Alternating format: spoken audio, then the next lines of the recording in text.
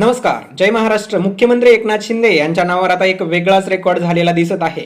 त्यांच्या नावावर रिकाम्या खुर्च्या असताना सुद्धा समोर भाषण करणं हा नवीनच रेकॉर्ड आणि विक्रम त्यांच्या नावावर झालेला आहे का, अशी चर्चा सगळीकडे होत आहे. मंडळी, कारणही तसंच आहे. परवा एकनाथ शिंदे यांची सभा होती. त्या सभेच्या समोर अगदी सगळ्याच रिकाम्या खुर्च्या होत्या. त्यांचा व्हिडिओ सुद्धा प्रचंड व्हायरल झालेला आपण बघितला आहे. तर चला सविस्तर बातमी जाणून घेऊया.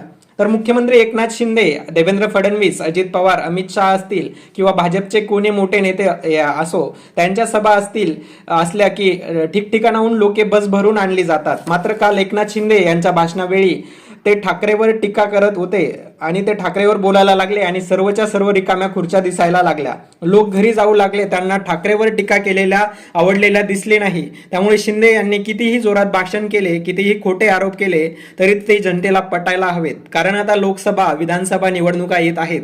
अनेक